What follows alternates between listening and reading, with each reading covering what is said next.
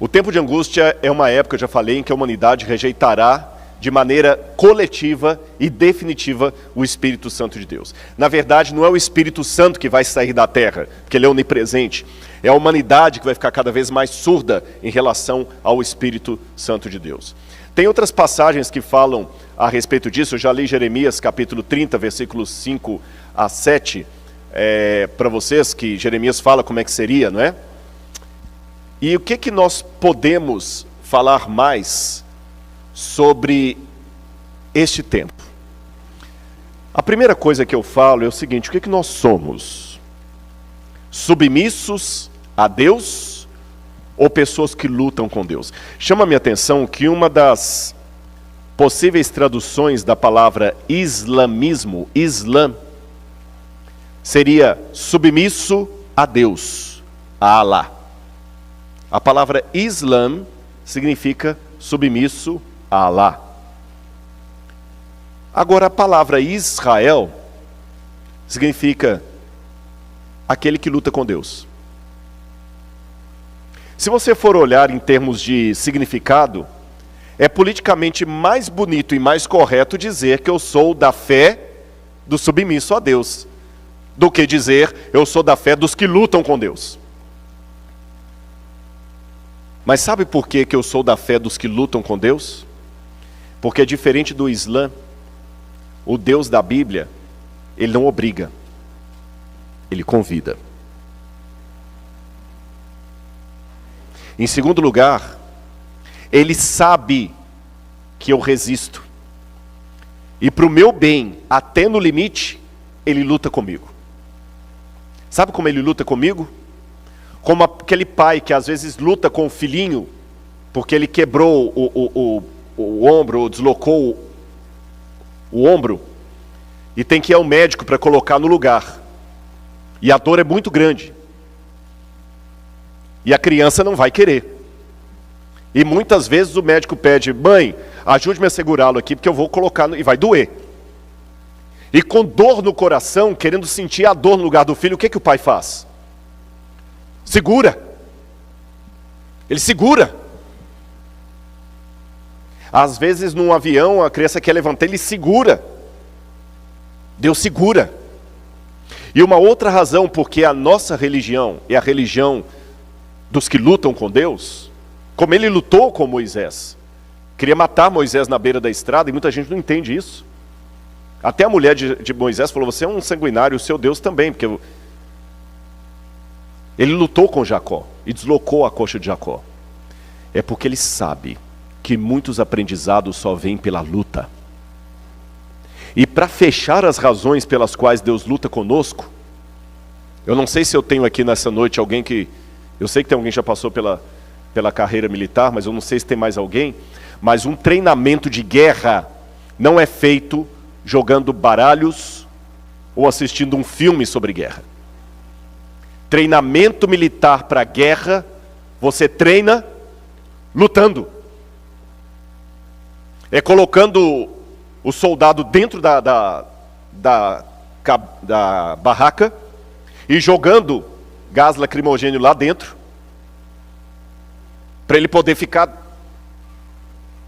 É treinando o psicológico dele até a última instância, fazendo-o tomar decisões em meio de muito barulho, fazendo cumprir uma ordem, ainda que caia tudo. E por que os generais, por que os comandantes, por que os superiores do exército, da marinha, da aeronáutica são tão duros com seus soldados? Não é porque eles não têm amor, não é porque eles não têm coração, é porque eles sabem que aquela dureza pode ser o diferencial entre a vida e a morte no campo de batalha. Irmãos, aprendam uma coisa: na guerra, você não pode se dar ao luxo de ter frescuras. Guerra é guerra. Na guerra você come qualquer coisa, você dorme em qualquer lugar. A questão é sobreviver. Então, se Deus sabe que nós estamos numa guerra, um conflito cósmico entre as forças do bem e do mal, Deus luta comigo para me treinar. Então, se você está sendo atacado pelo mal, E você pergunta, por que Deus está deixando? Ele está treinando você, meus irmãos. Eu vou contar para vocês uma coisa, eu questionei muitas vezes por que Deus deixou passar por algumas situações tão ruins, que se eu contasse aqui, muitos de vocês chorariam em solidariedade a mim. Mas quando eu olho para você e olho e falo assim, eu sei o que você está passando e em nome de Jesus Ele vai te salvar, o meu sofrimento, não sou masoquista, porém o meu sofrimento passou a ter significado. Porque além da unção do Espírito Santo, é a minha experiência de vida que me dá moral para falar com você, fica firme, Deus te ama, você vai vencer. Quantas organizações não governamentais foram criadas por uma mãe que perdeu um filho num acidente automobilístico? Quantas ONGs para livrar jovens das drogas foram fundadas por pais que perderam seu filho para traficantes? Quantas organizações de não violência foram fundadas por famílias que perderam um ente querido por causa da violência? Quantas associações de cadeirantes foram fundadas por uma família, ou quem sabe por alguém que ficou cadeirante devido a uma imprudência no trânsito do outro? Quando o seu sofrimento passa a ser significativo para a sua vida ou do seu semelhante, aí você consegue ter paz. Você só não tem paz quando o seu sofrimento não tem significado. E eu aprendi uma coisa, já falei com vocês desse filme, mas eu gostaria de repetir, aquele filme Something About Us, onde o sujeito fala, quando você é amado por Deus, você passa a ser importante para Satanás. Vamos continuar o nosso estudo.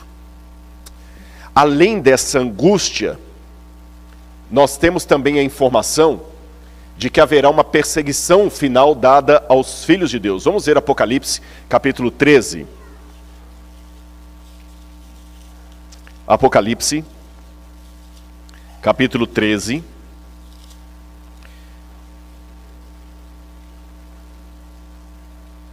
Versículos 5 a 7. Quando fala da besta diz, e foi-lhe dada uma boca que proferia arrogâncias e blasfêmias. Foi-lhe dada autoridade para agir durante 42 meses.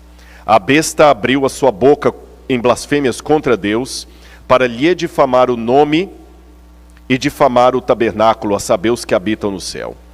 E foi-lhe permitido também que lutasse contra os santos e os vencesse. Foi-lhe dada ainda autoridade sobre cada povo, tribo, nação e língua.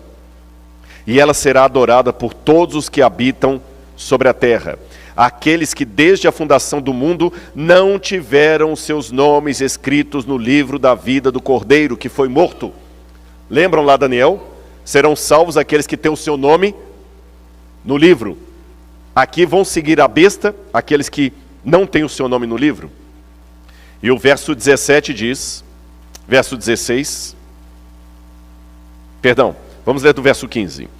E foi-lhe concedido poder para dar vida à imagem da besta, para que também a imagem da besta falasse, e fizesse morrer todos os que não adorassem a imagem da besta, a todos os pequenos e os grandes, os ricos e os pobres, os livres e os escravos.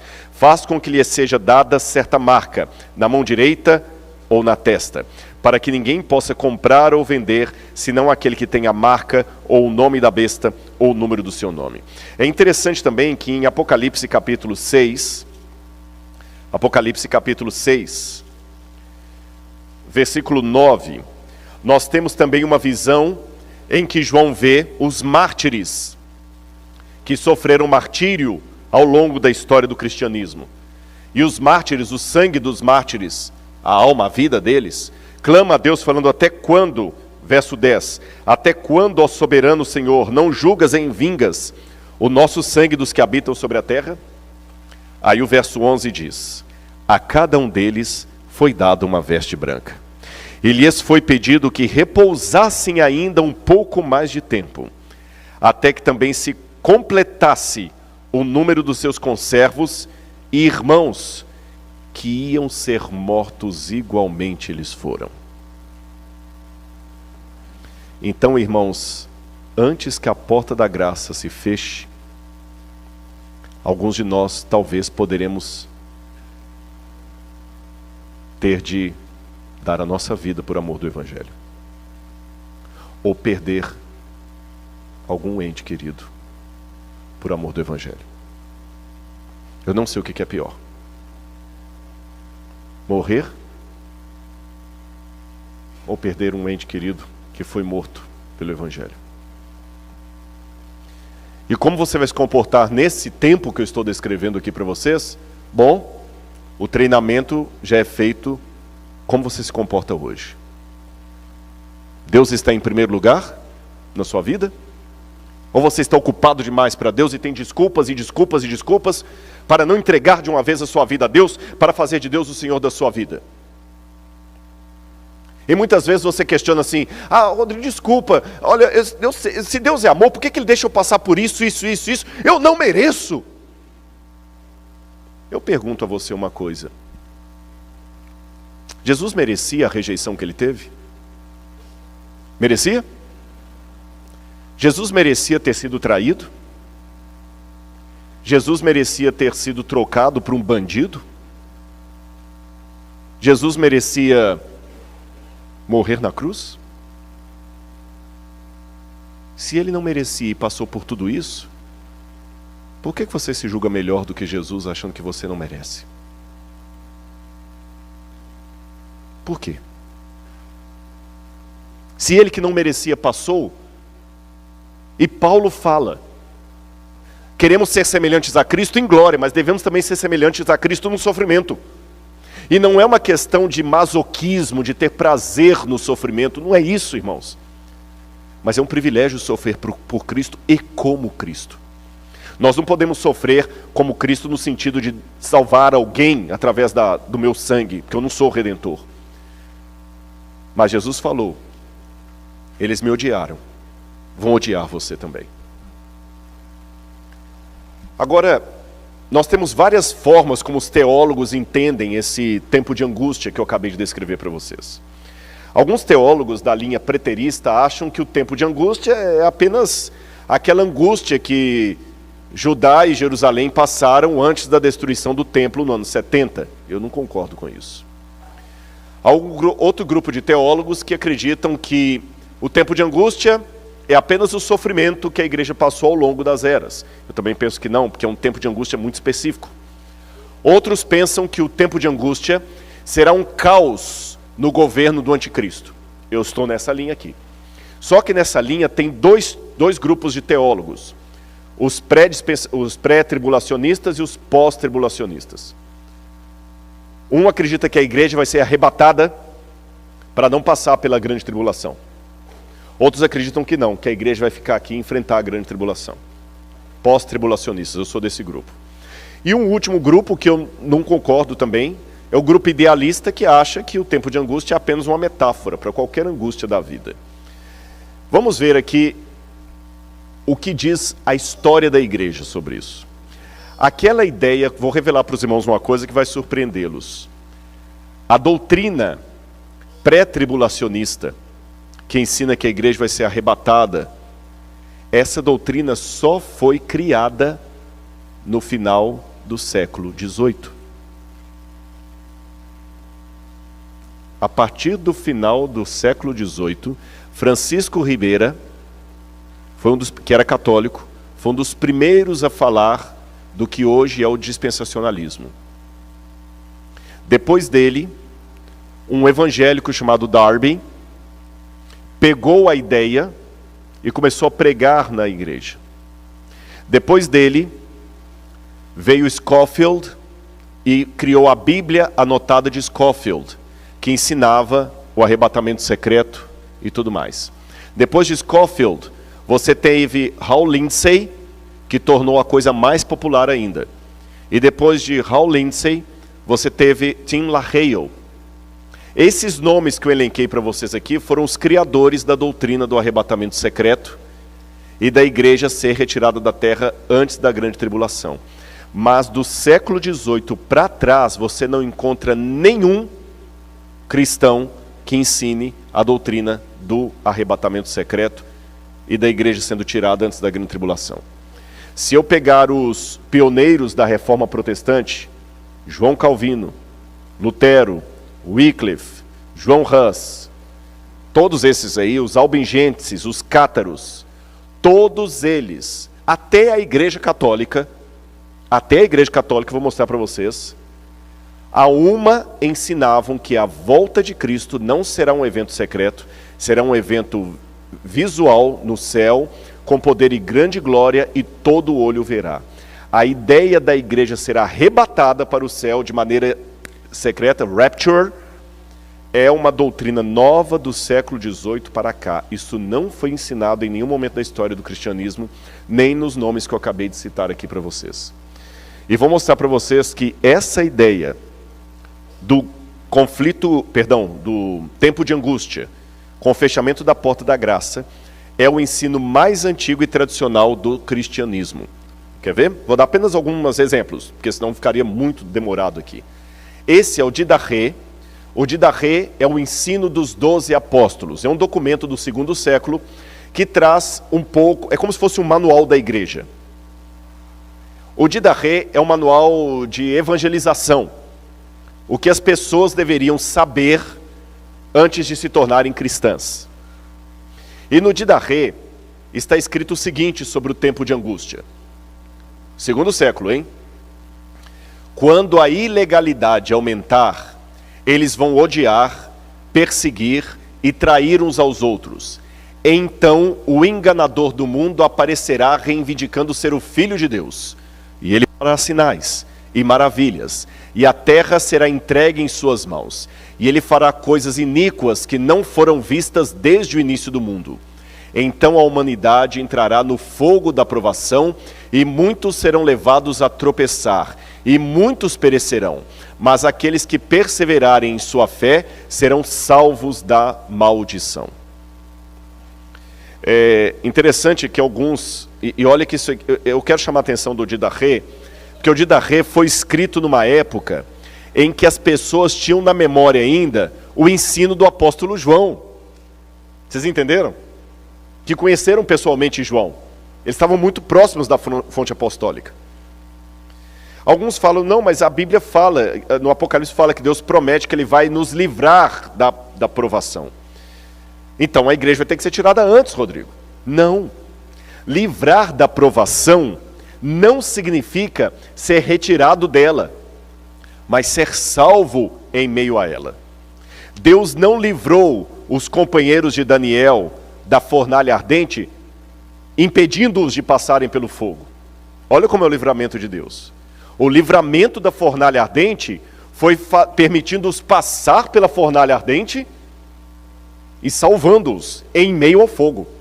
O livramento de Noé e sua família não foi tirando-os antes que o dilúvio caísse. Pelo contrário, como é que Deus livrou Noé e sua família? Deus os livrou dentro da arca em meio ao dilúvio. Deus não tirou Noé da terra antes que o dilúvio caísse. Deus não tirou os companheiros de Daniel da fornalha antes que o fogo acendesse. Então a promessa de Deus que vai livrar o povo naquele dia, na minha compreensão, é em meio àquele dia. Vamos continuar.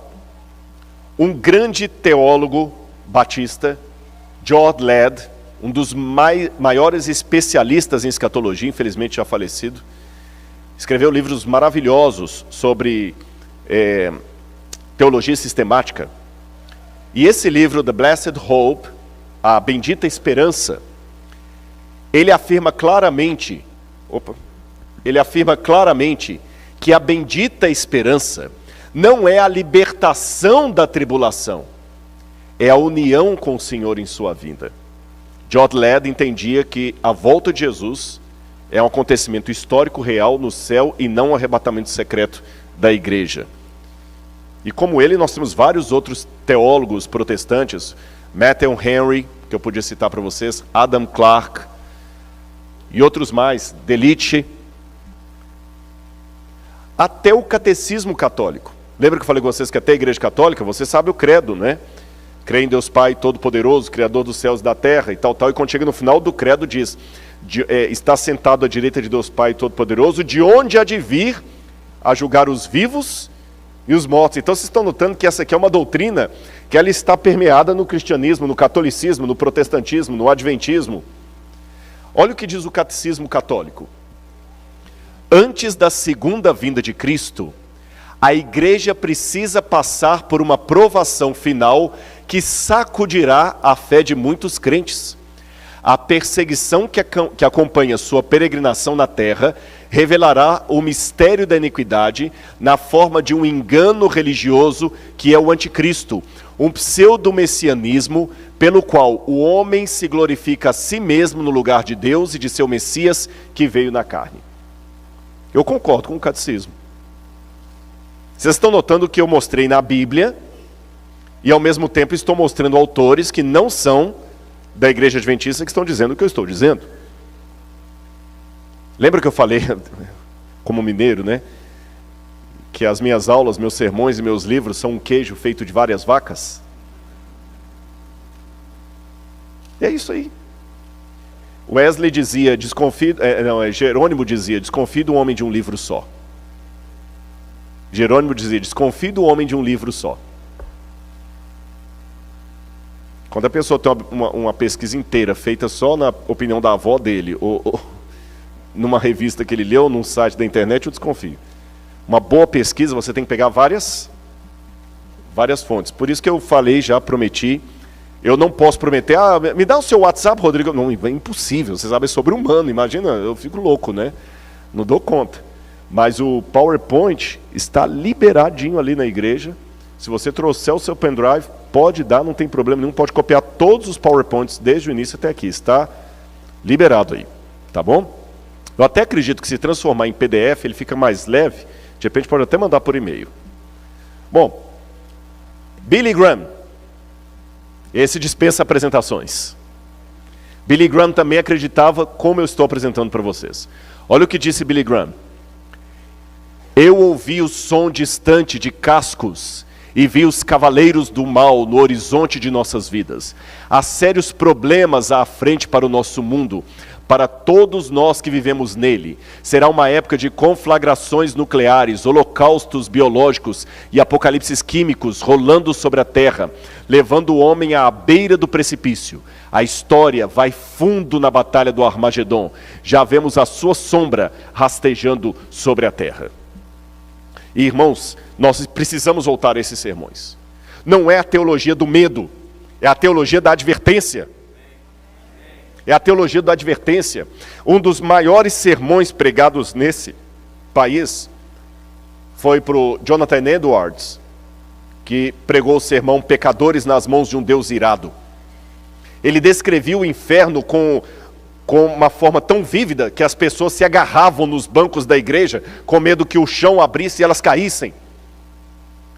Mas hoje o diabo virou uma figurinha. Ninguém mais leva a sério. E se me permite, eu gostaria de ler uma autora adventista também, Ellen White, que em consonância com todos esses autores que eu apresentei, Ellen White também diz algo que eu até coloquei ali, não há o que exagerar. Ela diz o seguinte: o tempo de angústia como nunca houve está prestes a manifestar-se sobre nós. E necessitamos de uma experiência que agora não possuímos e que muitos são demasiado indolentes para obter. Dá-se muitas vezes o caso de se supor maior angústia do que é em realidade. Não se dá isso, porém, com relação à crise diante de nós. A mais vívida descrição não pode atingir a grandeza daquela prova. Naquele tempo de provações, toda alma deverá estar por si mesma em pé diante de Deus. O que ela está dizendo? Tudo que você vai falar na vida, você pode exagerar. Você pode exagerar. E os meus companheiros aqui, quem de vocês, estou falando para os homens diretamente, quem de vocês nunca contou uma história e a esposa dá uma corrida? Não, meu irmão, não foi tudo isso não. Quem não passou por isso que atira a primeira pedra. Aí o carro estava vindo a 250 por hora. Meu amor, não é? Tinha umas 2.000 pessoas lá. Não, meu bem, tinha umas 300.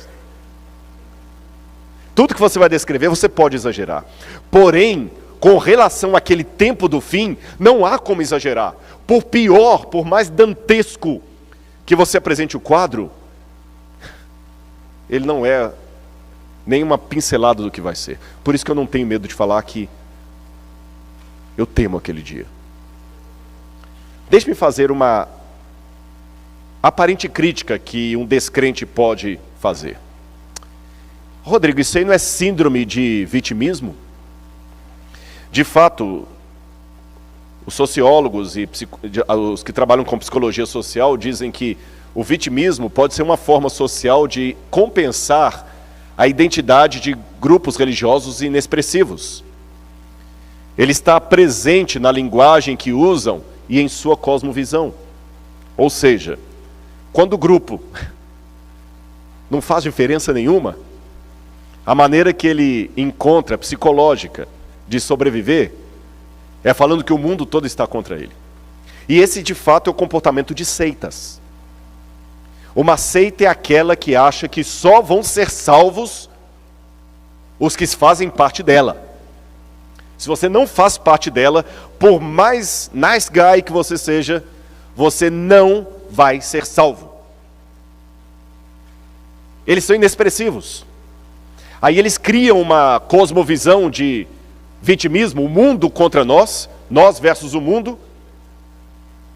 E quando alguém mostra o erro deles, eles estão tão fechados, tão enclausurados nessa ideia de vitimismo, que ele consegue enxergar que você está indo contra a verdade de Deus.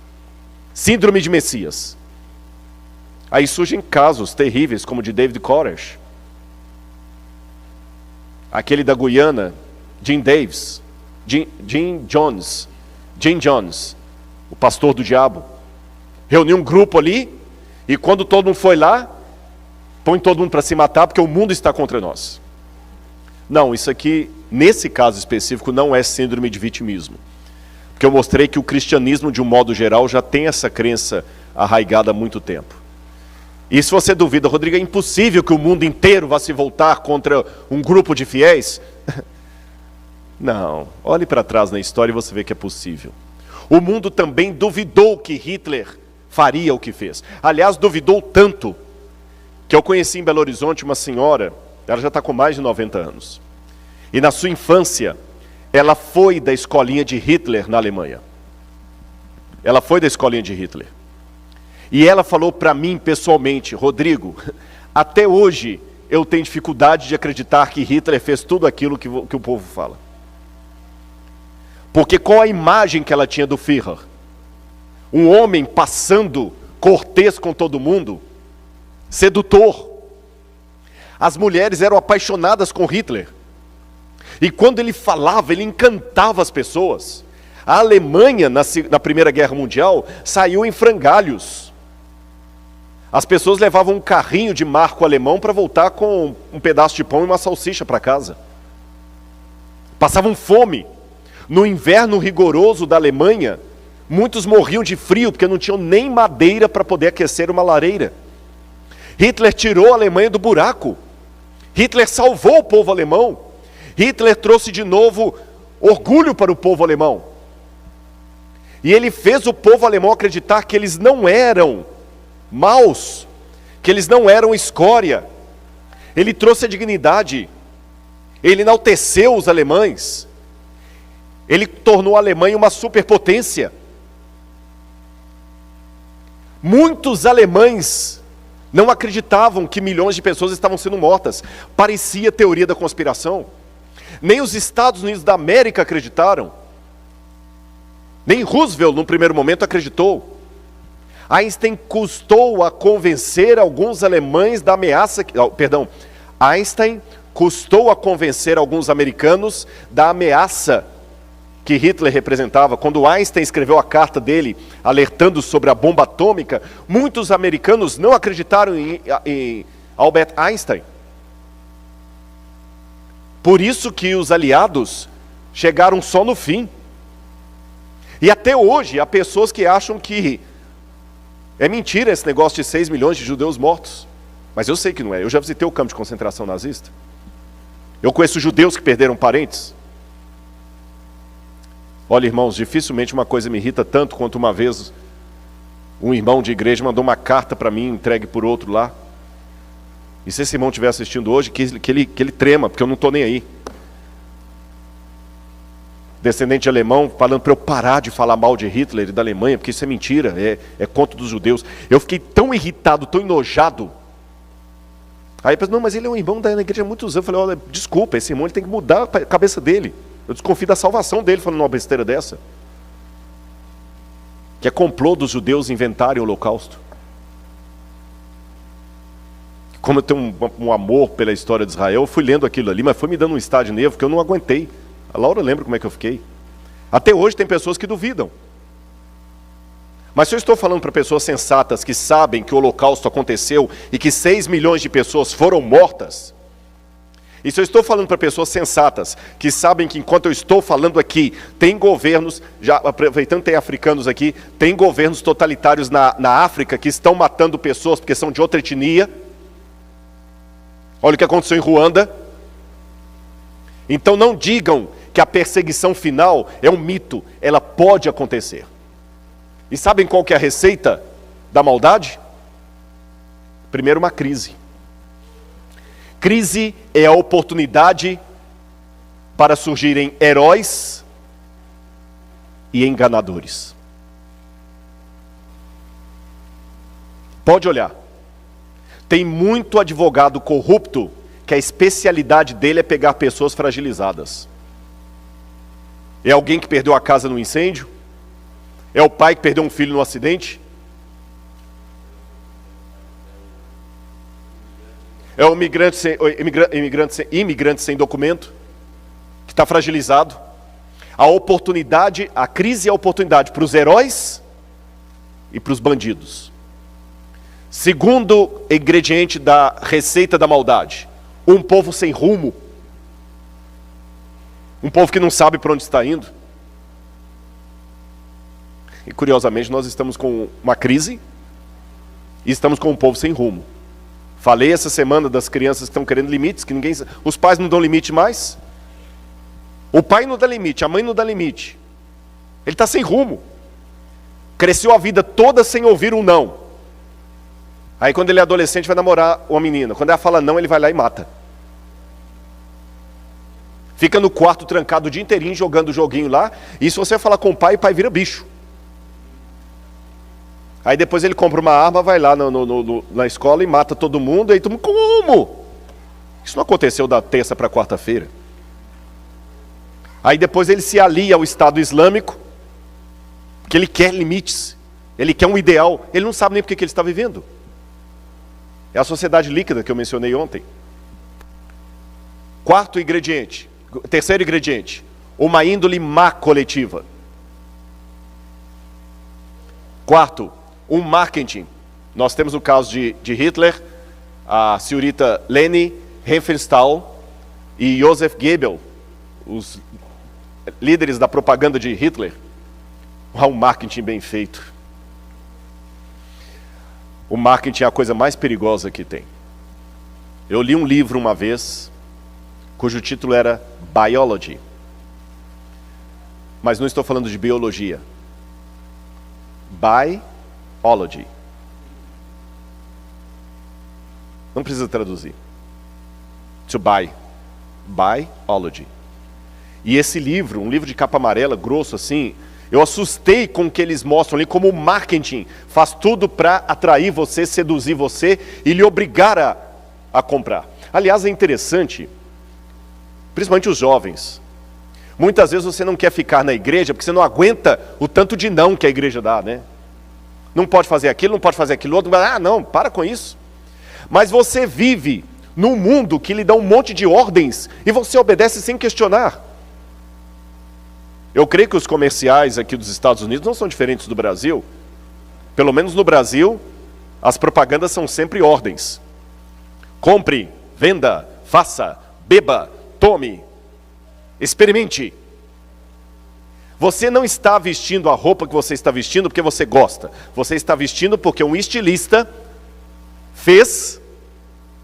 conseguiu convencer os empresários a colocar aquilo como moda, e você agora se sente obrigado a vestir assim, senão você não vai ser aceito. Então, na verdade, o seu problema não é com a lei. Você não quer saber da lei de Deus, porque a lei do mundo você obedece. Você veste como o mundo manda, você ouve as músicas que o mundo manda, você joga os joguinhos que o mundo manda, você consome os vícios que o mundo manda, mas a lei de Deus você acha que está te aprisionando. Quinto, um plano. No caso de Hitler foi Albert Speer, que construiu lá os campos de concentração. Sexto, um discurso de mentiras e sedução. E sétimo, o interesse de Satanás.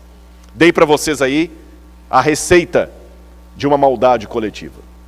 Agora, irmãos, já que eu estou comparando o passado com o presente, deixe-me falar desse cavaleiro aí, Thomas Malthus.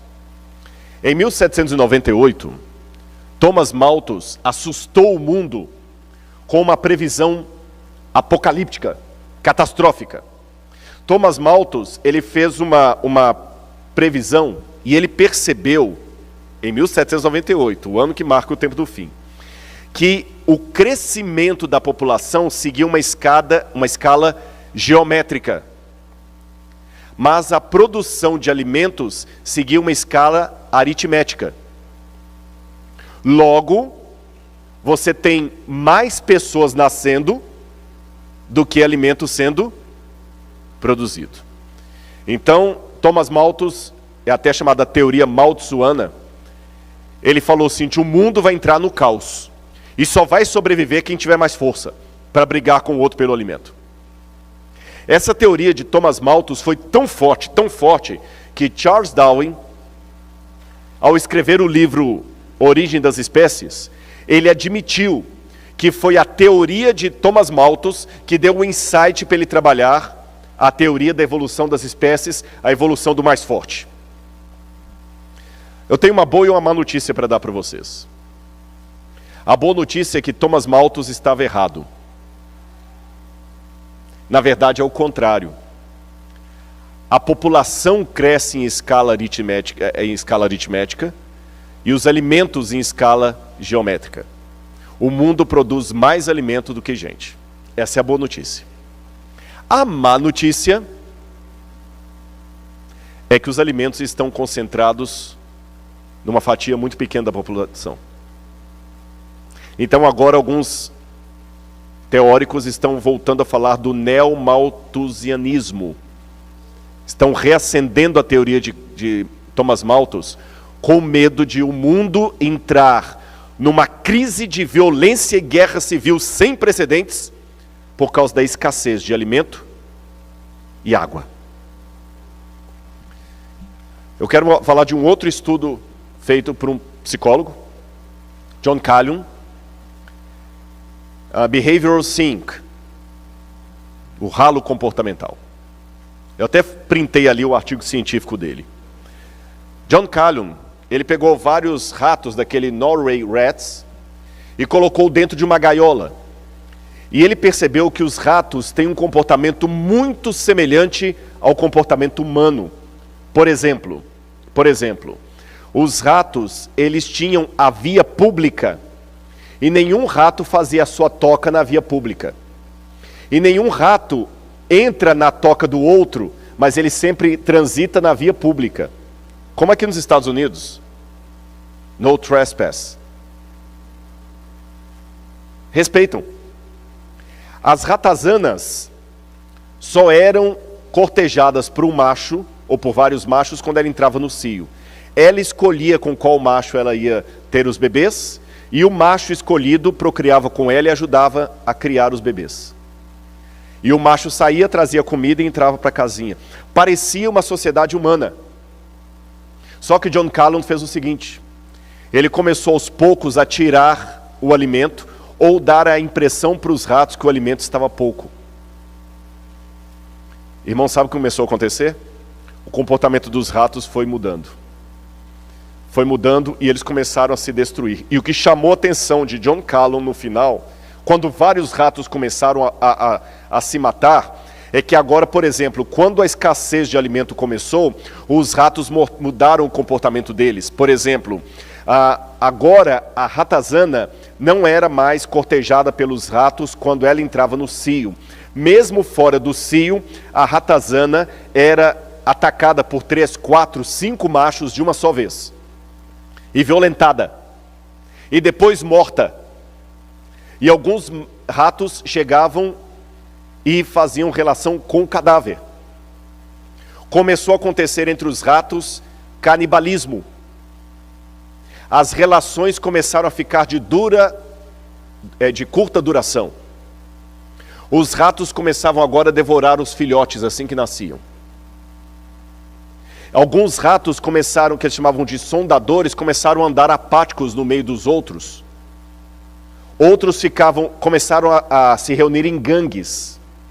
Os ratos começaram a se alojar, tinham uma espécie de um tubo, onde antes o alimento era dado.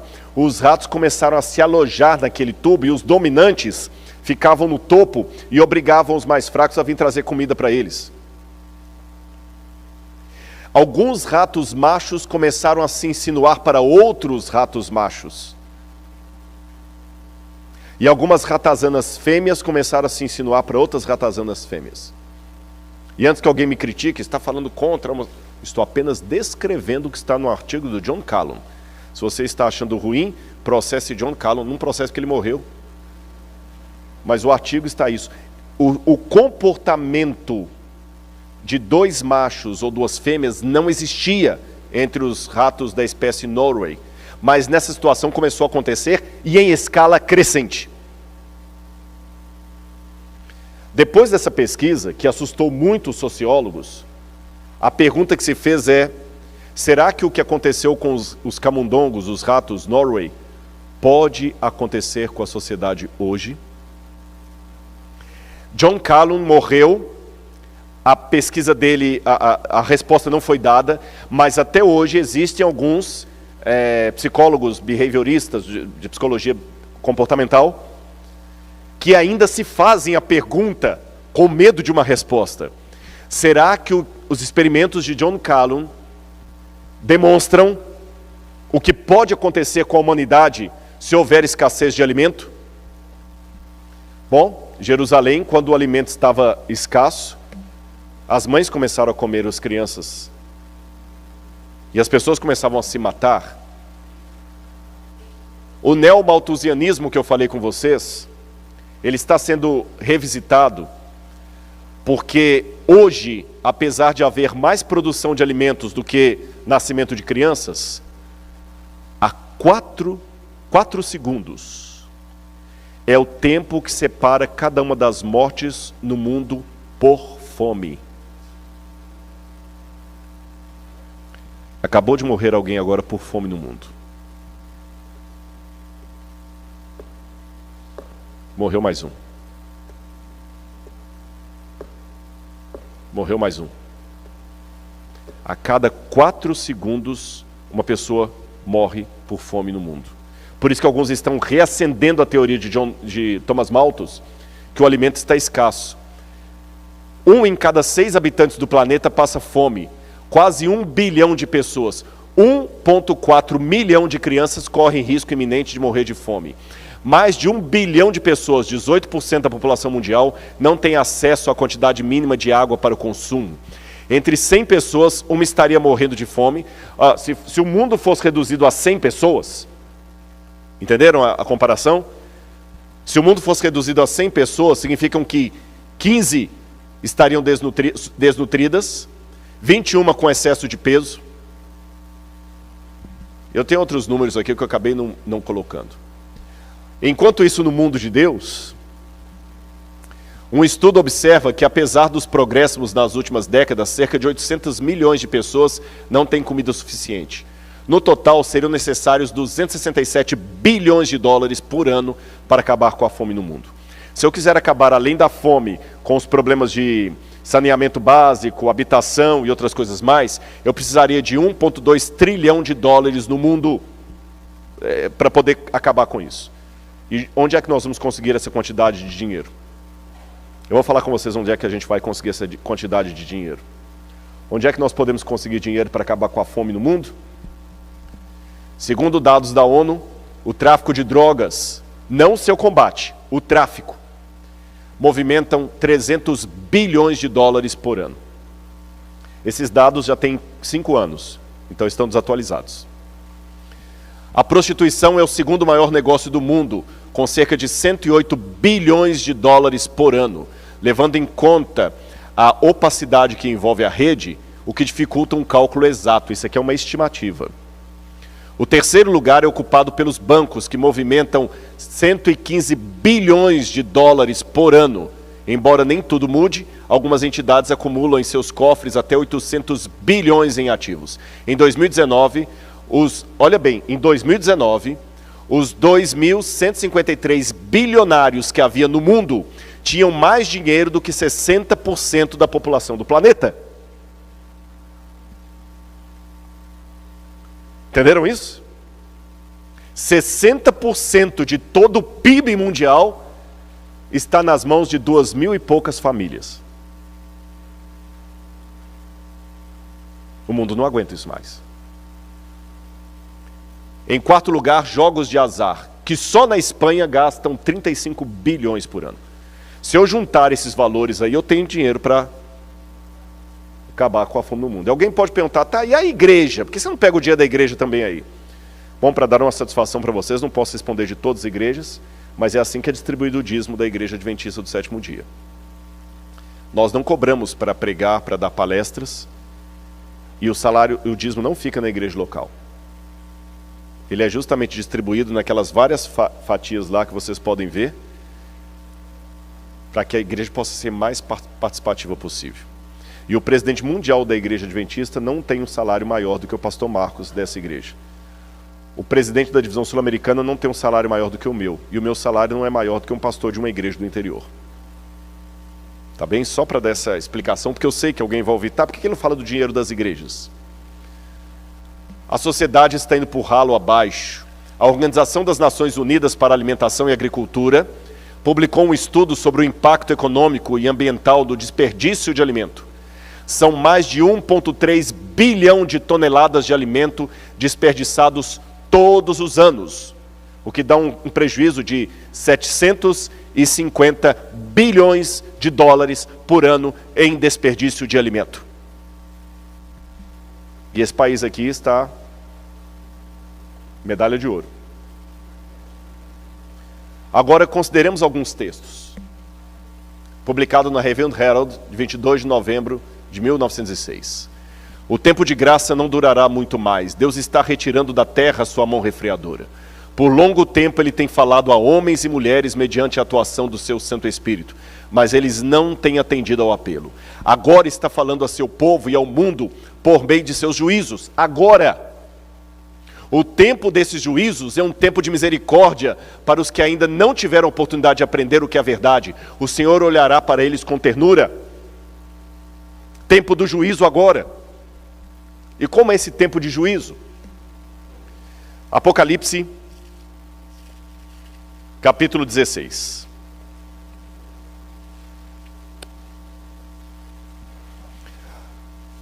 Assim diz na minha Bíblia: ouvi uma forte voz vinda do santuário, dizendo aos 7 anjos: vão e derramem sobre a terra as 7 taças da ira de Deus. 2 explicações aqui. Em primeiro lugar, fique com a Bíblia aberta. A ira de Deus. Esse é um assunto que precisa voltar para o púlpito. Jesus ficou, com todo respeito, Senhor, o Senhor entende por que eu estou falando isso. Jesus virou um palhaço, um tolo, um frouxo. Mas esse Jesus frouxo não é o Jesus que a Bíblia apresenta. Ele é um cordeiro, mas ele também é leão. Ele é um cordeiro que pode irar. E coloque uma coisa na sua cabeça: Deus está mais interessado em salvar você do que uma mãe de tirar um filho de uma casa pegando fogo. Mas se você não quiser ir para o céu, Ele não vai obrigar. O raio de fogo e enxofre vai cair sobre você. E Deus não vai mudar o céu para que o seu filho mimado entre lá a qualquer custo. Deus ama mais o seu filho do que você, mas Ele não vai tornar o céu um playground só para que o seu filho mimado entre ali de qualquer jeito, como você exige que o mundo tem que ser para adaptar o seu filho. Professor, por que meu filho tirou nota baixa? Pastor, melhora o seu sermão que meu menino não quer ir à igreja. Essas músicas não atraem os jovens. Não é o céu que tem que adaptar a mim, sou eu que tenho que adaptar ao céu. Deus se ira. E dura coisa é cair nas mãos de um Deus irado. Ele ama você, mas Ele também se ira. Segunda coisa que eu quero explicar. Essas pragas vão cair depois que a porta da graça se fechar. Porque eu não vou poder entrar no mérito da questão, que tomaria muito tempo, mas o Apocalipse mostra que essas pragas acontecem depois que o santuário se encheu de fumaça. Então significa que Jesus já está voltando para buscar o seu povo. Nesse ínterim que Jesus vem buscar o seu povo, é que acontece o tempo de angústia. Porém, vocês sabem que as conjunções adversativas, elas têm uma importância. Porém, gotas dessas pragas do Apocalipse já começaram a cair hoje, antes da porta da graça se fechar, para que Rodrigo e você acordem. E eu não tenho medo de falar que o Covid já é uma demonstração da ira de Deus. E antes que alguém me repreenda e fale assim: Rodrigo, não fale isso, não seja desumano com os que morreram por Covid. A minha mãe morreu por Covid, você está sendo desrespeitoso. Deixe-me colocar uma coisa para você. Daniel era uma pessoa fiel a Deus, sincero. Daniel não estava em apostasia. Daniel não estava idolatrando falsos deuses. Quando o cativeiro da Babilônia veio como castigo de Deus sobre o povo, Daniel foi poupado? Então, eu não posso, por amor a Daniel, negar que o cativeiro da Babilônia foi um castigo de Deus. Porque isto é o que os falsos profetas diziam na época de Jeremias. Jeremias dizia: Nabucodonosor vai vir, e este é o castigo de Deus, porque vocês estão brincando com fogo. Aí chegavam os falsos profetas e falavam assim: Jeremias, você é um perturbador de Israel. Não fale isso. Tenha mais respeito com as famílias vitimadas pelos babilônios. Talvez alguém até diria, estou parafraseando, tenha mais respeito com Daniel. Quer dizer então que Deus castigou Daniel, Jeremias? Não, Deus não castigou Daniel. Mas Jesus falou: no mundo, 3 aflições. Tem de bom ânimo, eu venci o mundo. Haverá situações em que Deus vai livrar o povo dele da praga, como aconteceu no Egito. Mas haverá situações em que Deus permitirá que uma pessoa sincera do povo de Deus sofra as consequências, mesmo que ele não mereça aquilo. Vocês entenderam?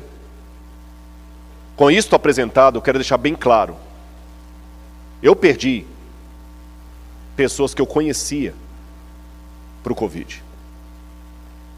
E de repente eu estou falando essa noite para pessoas que enterraram um ente querido vitimado pelo Covid.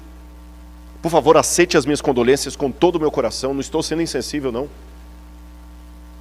Mas não me impeçam de falar aquilo que a Bíblia advertiu. E antes que você pergunte: e por que Deus deixou a minha mãe morrer de Covid, sendo que ela não fez nada de mal para ninguém? Eu repito a história da Bíblia. O que Daniel fez de mal para ir para a Babilônia? O que Jesus fez de mal para cair na mão dos romanos? Eu posso amanhã contrair esse vírus e morrer. Eu não estou isento. Até hoje eu não tive. Mas quando eu falo eu não tive Covid, foi uma casualidade. Não é que a minha esposa teve, eu não tive. O que João Batista, né? O que João Batista fez demais para cortar a cabeça dele? O próprio Paulo. O anjo foi lá, livrou da prisão num dia, mas não livrou da prisão no outro dia. Mas sabe o que Jó falou? Ainda que ele me mate, nele esperarei. Então, irmãos, eu não tive Covid, não é porque eu sou mais santo do que ninguém. Eu não tive porque não tive. E se eu pegar Covid amanhã e morrer, estou falando sério. Hoje eu recebi a notícia que um ex-professor Anh viết vẫn chưa xong, liệu rằng ngày đó có đến trước, dành khi người mới còn chưa mong, như anh từng là người đến trước, khi đắng khi ngọt, hạnh phúc song hành như chén thuốc em à.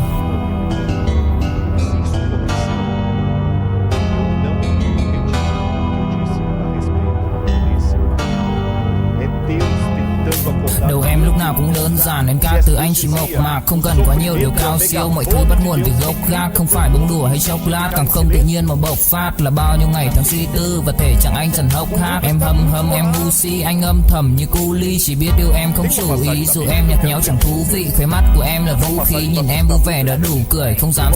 Em 20 minutos eu termino isso aqui, mas eu quero passar essa mensagem porque ela é muito importante.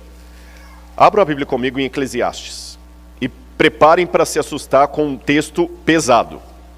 Um texto pesado. Eclesiastes, capítulo 7, versículo 1. Olha na sua Bíblia que texto politicamente incorreto. Olhe na sua Bíblia que texto complicado. A boa fama é melhor do que um bom perfume.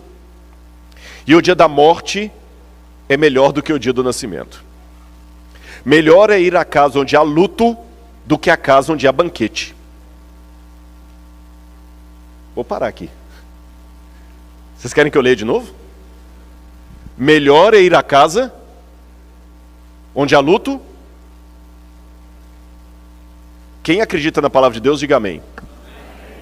Você concorda com isso? Pode ser sincero. Eu vou ajudar você. Eu não concordo. Não concordo. Rodrigo, vai ter um velório hoje. Vamos lá, beleza, eu estou dentro. Se tem uma coisa que a faculdade de teologia não prepara a gente, nós aqui estudamos teologia, é para funeral. Por mais que o professor de teologia aplicada ensine como é que você se comporta num funeral, né, aquelas aulas de teologia pastoral, como é que por mais que o manual da igreja sugira alguns versos para ler, a gente vá de preto, faça isso, por mais, a gente não está pronto, irmãos. A pior coisa para um pastor é expulsar um demônio ou sepultar um ente querido da igreja. Não estamos preparados. E como é que a Bíblia fala que é melhor ir à casa que tem funeral do que à casa que tem festa? Eu digo a você por quê. Preste atenção nas pessoas durante um funeral. Eu tive um funeral aqui de irmãos nessa semana. No funeral você fica assim, ô meu pai, o que eu fiz? Você pensa na sua vida todinha. Você pensa no seu ente querido. Gente, e se eu morresse? Você dificilmente vai parar para pensar na vida com um copo de cerveja na mão, comemorando a vitória do campeonato de futebol do seu time. Ali você quer curtir, mas quando você recebe uma notícia, está com câncer. Seu filho está com câncer. Irmãos, em um segundo a sua mente pensa tanta coisa. Quantas pessoas estão à beira da morte ou perto de um ente querido e falam o seguinte, nessa hora a gente fala, como é que eu estava correndo atrás do vento? Você passa a valorizar coisas que na hora da festa você não valoriza. Deus não é um sádico que gosta que nós soframos. Mas irmãos, eu estou falando da minha experiência própria. Tem gente que vem pelo amor, tem gente que é só pela dor. Vamos voltar a Apocalipse 16, as pragas. Eu disse para vocês que elas vão cair depois do fechamento da porta da graça. Porém, gotas delas Deus permite que caiam hoje. Querem ver como é que caem? Olha aqui o verso 2. O primeiro anjo foi e derramou sua taça sobre a terra. E apareceram úlceras malignas e dolorosas nas pessoas que tinham a marca da besta e adoravam a sua imagem. Isto ainda não aconteceu em plenitude, vai acontecer depois do fechamento da porta da graça. Porém, gotas já estão acontecendo agora. Os livros de medicina, cada ano ficam maiores, com a maior quantidade de doenças que vão descobrindo e sistematizando ali. Segundo flagelo. O segundo anjo derramou sua taça sobre o mar, e o mar se tornou como sangue. Se tornou em sangue. Sangue como de quê? De morto. Irmão, sangue de morto é que cor? Preto. Não é vermelho. Sangue de morto é líquido? É viscoso. Qual é o cheiro de sangue de morto? Como estão os rios e fontes d'água com a poluição? Não estão como sangue de morto? Olha o problema do abastecimento de água no mundo. Pular para o quarto aqui. O quarto anjo derramou sua taça sobre o sol e foi-lhe dado queimar a humanidade com fogo. As pessoas se queimaram com um intenso calor e blasfemaram o nome de Deus que tem autoridade sobre esses flagelos, porém não se arrependeram para darem glória a Deus. Alguns afirmam a camada de ozônio, que está com buraco. Outros negam o buraco na camada de ozônio. Eu não sou cientista da área para me posicionar a favor ou contra o buraco da camada, a teoria da camada, do buraco na camada de ozônio. Mas uma coisa eu sei, que as calotas de gelo estão derretendo e a Terra está ficando cada vez mais quente, sim. Perceberam o que está acontecendo? São um megafone de Deus. Olha o que disse o livro, segundo Mensagens Escolhidas: as pragas de Deus já estão caindo sobre a terra, arrebatando edifícios suntuosos como um sopro de fôlego do céu. Esses juízos não farão com que os cristãos professos caiam em si. Deus permite que sobrevenham para que o mundo se acautele, para que os pecadores temam e tremam diante dele. É Ellen White que escreveu isso aqui. Outro aqui também de Ellen White. Um pouquinho das taças da ira de Deus já tem tido permissão para cair sobre a terra, o mar, afetando os elementos da natureza. As causas dessas condições incomuns estão sendo investigadas, mas inutilmente.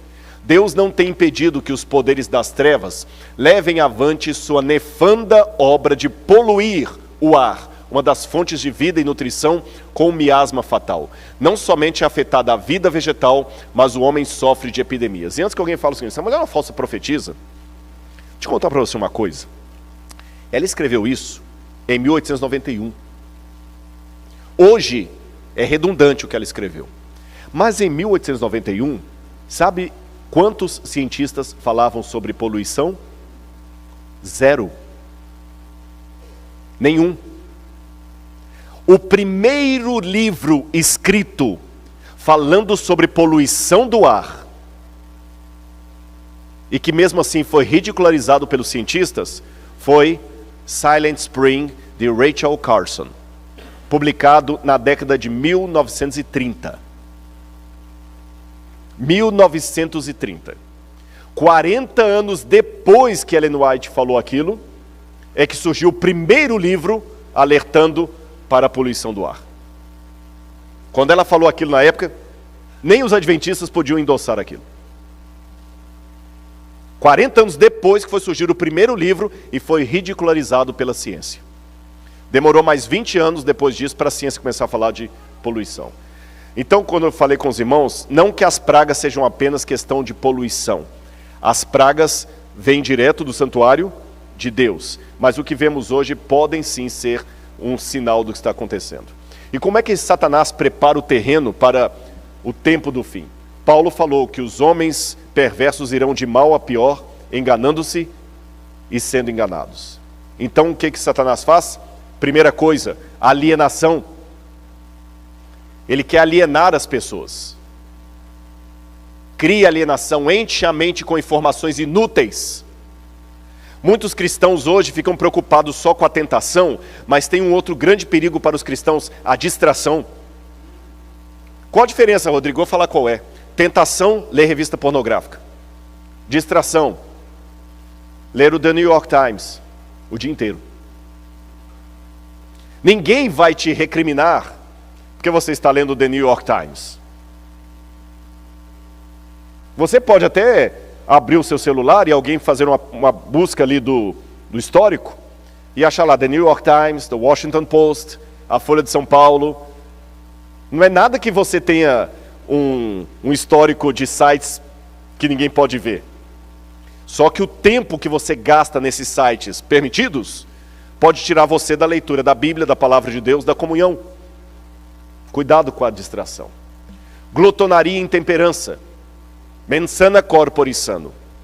Estão cada dia nos convencendo a comer mais papel e isopor. Síndromes psíquicas. Excesso de informação e pouco conhecimento. Augusto Cury falava da síndrome do pensamento acelerado. E as causas: distúrbio psíquico, excesso de informação, paranoia de consumo e de estética. Consumismo. Nós queremos cada vez mais, mais, mais. Depois, quando não sabe onde colocar tanta coisa, faz um yard sale.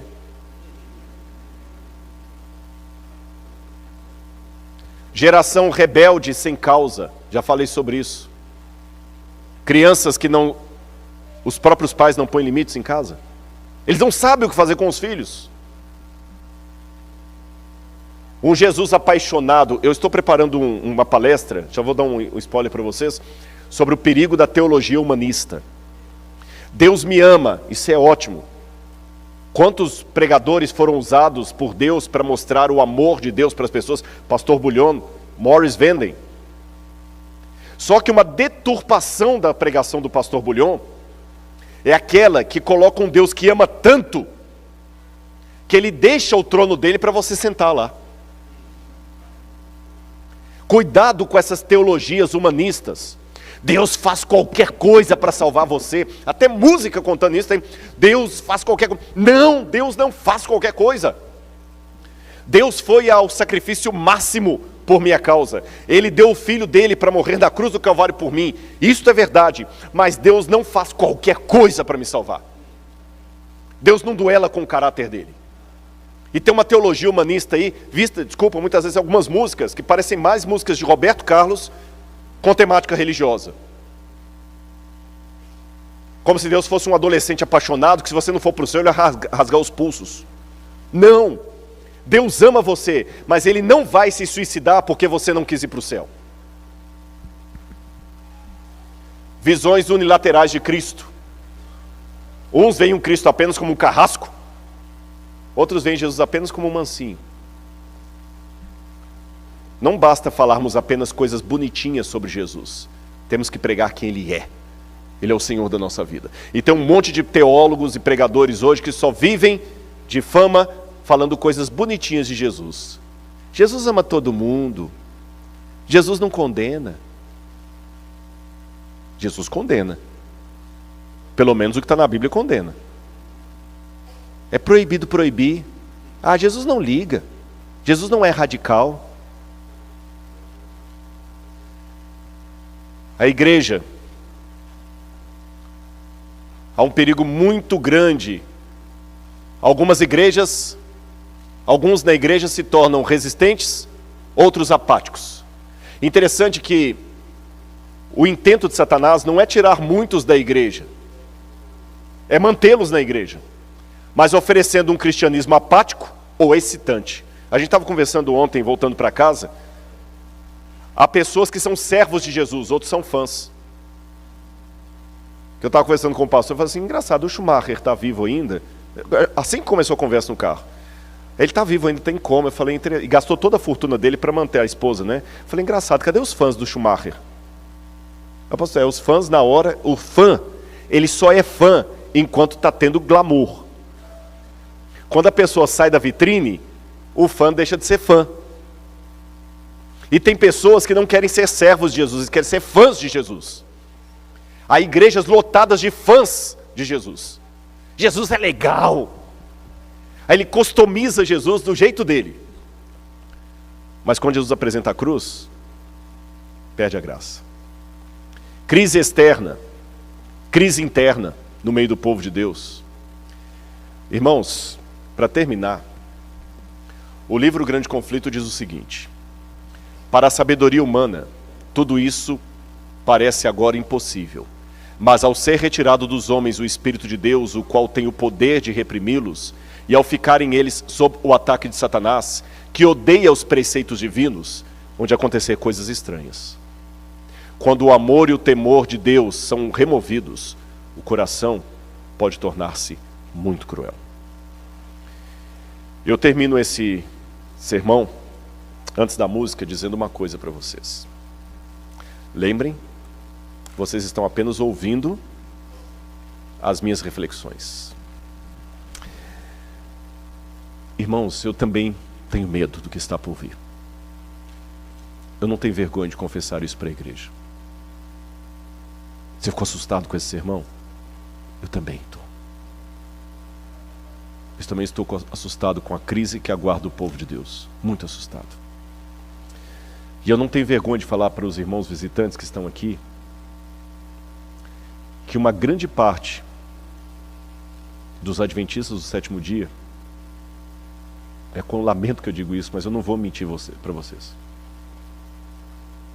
Tem muita gente que está visitando aqui que vem de outras igrejas. Quando a crise chegar, uma grande parte dos que estão aqui agora vão pular para as fileiras do adversário.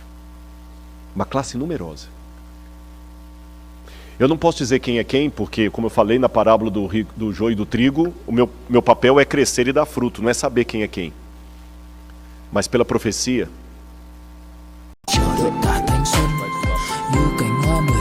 eles chegaram a ver as coisas quase sob a mesma Chẳng bất ngờ về chuyện đời hợp tan, chỉ chưa quen khi chơi với ngập tràn. Ai mang đi chân yêu rồi đập nát, để lại khúc nhạc buồn giữa trời đất âm vang. Người hữu tình dốc gan ruột vì nhau, cho đến cuối cùng thì có được gì đâu. Đem cho đời phải trang sử bi sầu, giữ cho riêng mình một con tim dì máu.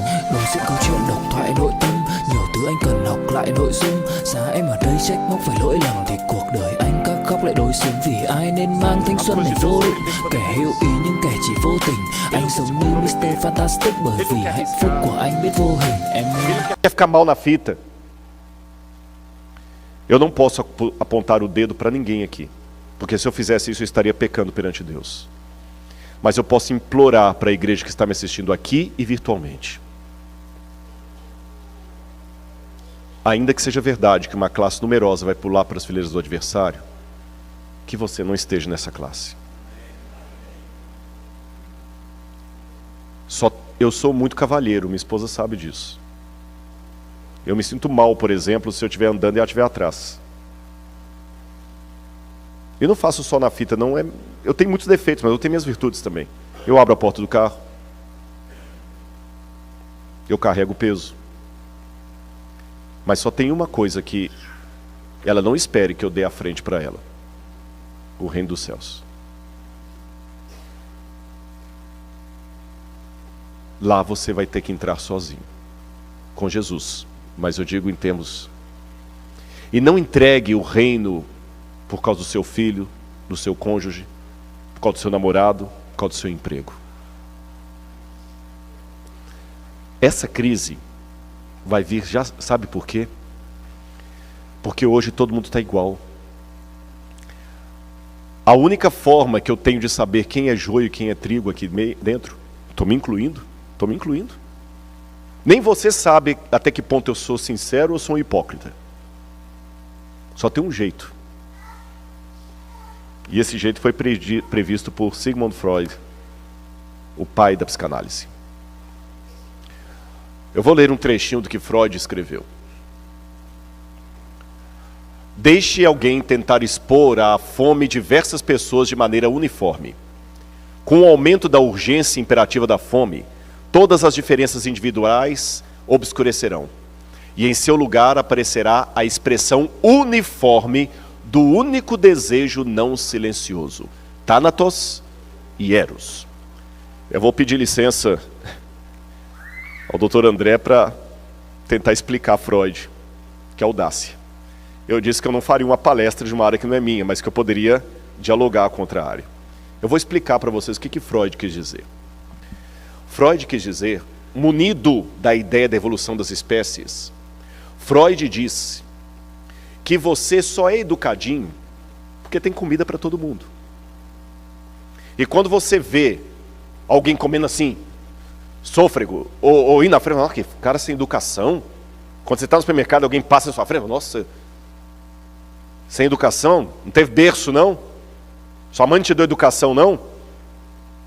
Segundo Freud, essa diferença entre os educados e os mal educados só existe porque os educados têm comida bastante para eles.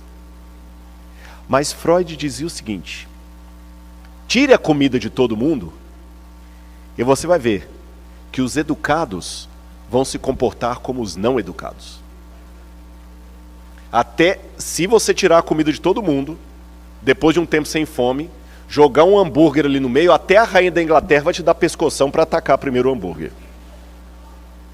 Porque Freud dizia que as duas... Lembra? por causa da evolução das espécies, Freud dizia que as duas únicas entidades perenes dentro de nós são o eros, que é a necessidade de afeto, especialmente sexual, e o thanatos. Não é que Freud fala tudo de sexo, não, mas o afeto. E o thanatos, que morte, necessidade de sobrevivência. Para sobreviver e ter afeto, você faz qualquer coisa. É por isso que um homem excitado estupra primeiro para pensar depois. É por isso que uma pessoa com fome, ele mata primeiro para pensar depois. Freud disse. Só que eu posso discordar de Freud baseado num outro ex-discípulo de Freud, Viktor Frankl, que foi o fundador da terceira escola de psicanálise de Viena. Viktor Frankl falou o seguinte: o que o Dr. Freud falou, sentado nas poltronas de veludo vitorianas, foi bonitinho para a imaginação dele. Só que Freud conseguiu fugir da Europa na época da guerra, e ele não foi parar na mão dos nazistas. Eu, Viktor Frankl, fui parar na mão dos nazistas. Viktor Frankl esteve 2 vezes em Auschwitz e 1 vez em Dachau. 3 campos de extermínio, e sobreviveu. E Viktor Frankl disse: eu vi na prática o que Sigmund Freud idealizou na teoria. E na prática, eu percebi que é o contrário do que ele falou que acontece. Porque na hora que o alimento foi tirado dos judeus, alguns se tornaram santos. Porque eu vi muitos judeus morrendo de fome para dar o seu pão para alguém que estava mais doente. Eu vi judeu entregando o seu cobertor para aquecer um outro que estava com febre e ele mesmo ficou com frio. Eu vi judeu se voluntariando a ser enforcado no lugar do outro. Mas eu também vi judeus se prostituindo a troco de um pedaço de batata. Eu vi judeu entregando o seu irmão judeu apenas para ganhar as botas dele depois que ele fosse enforcado. Então, diferente do que Freud falou, quando a escassez acontece, não é que todo mundo fique igualado no teor animalesco. Quando a escassez acontece, disse Viktor Frankl, muitos se tornam santos e outros se tornam porcos. Antes da guerra, todos os judeus eram judeus, com a sua feira, com sua loja, com a sua sinagoga, mas no campo de extermínio, alguns judeus se tornaram santos, outros se tornaram porcos. Quando a perseguição vier sobre o povo de Deus, alguns aqui dentro se tornarão santos, outros se tornarão porcos. Eu não sei quanto a você, mas eu imploro a graça de Deus sobre a minha vida, porque eu quero estar do lado da luz. Eu sei que foi um sermão muito pesado, mas eu precisava fazer essa advertência à igreja. Coloque Deus em primeiro lugar.